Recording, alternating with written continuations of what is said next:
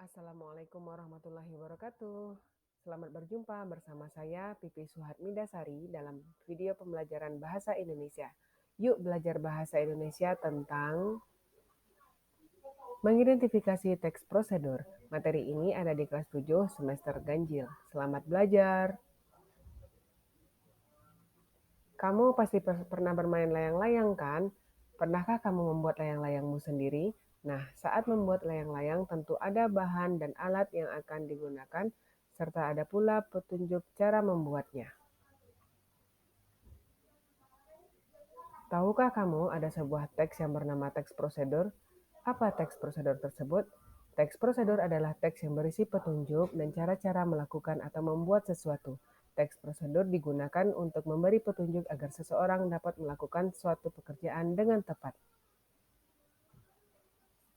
Teks prosedur itu untuk apa ya? Tujuan teks prosedur adalah untuk menjelaskan kegiatan yang harus dilakukan agar pembaca atau pemirsa dapat secara tepat dan akurat mengikuti suatu proses membuat sesuatu, melakukan sesuatu, atau menggunakan sesuatu. Nah, berdasarkan tujuan tersebut, ada 3 jenis-jenis teks prosedur. Yang pertama, teks prosedur cara menggunakan atau memainkan sesuatu. Yang kedua, teks prosedur cara membuat sesuatu. Yang ketiga, teks prosedur cara melakukan sesuatu. Nah, berikut ini adalah contoh teks prosedur cara menggunakan atau memainkan sesuatu, yaitu cara memainkan alat musik angklung. Pada teks ini terdapat pernyataan pengantar, kemudian berisi langkah-langkah yang harus dilakukan, kemudian pada bagian terakhirnya juga terdapat pernyataan yang merupakan penutup. Nah, kalau berikut ini adalah contoh teks prosedur cara membuat sesuatu, yaitu cara membuat batik tulis. Sama seperti contoh teks prosedur yang sebelumnya, pada teks prosedur ini juga terdapat pernyataan yang merupakan pengantar. Nah, bedanya pada bagian teks prosedur yang ini terdapat keterangan bahan-bahan atau alat-alat yang digunakan dalam membuat batik tulis. Kemudian terdapat pula langkah-langkah dalam pembuatan yang berisi petunjuk untuk melakukan apa yang dilakukan dalam membuat sesuatu.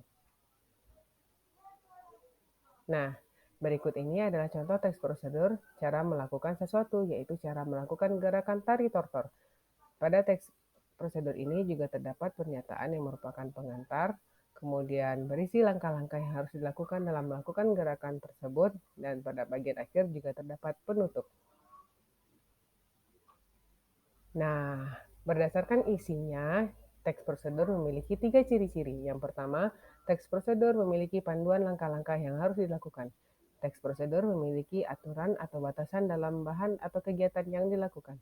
Kemudian yang terakhir, teks prosedur berisi kegiatan yang harus dilakukan secara berurutan. Saatnya kita kuis.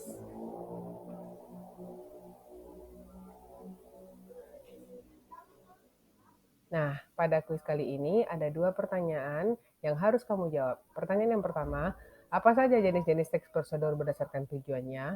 Pertanyaan yang kedua, menurut kamu bagaimana cara menyikapi setiap langkah-langkah dan aturan-aturan yang terdapat di dalam teks prosedur?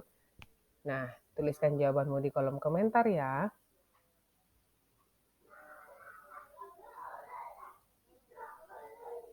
Demikian pembelajaran kita kali ini. Terima kasih sudah belajar bersama saya.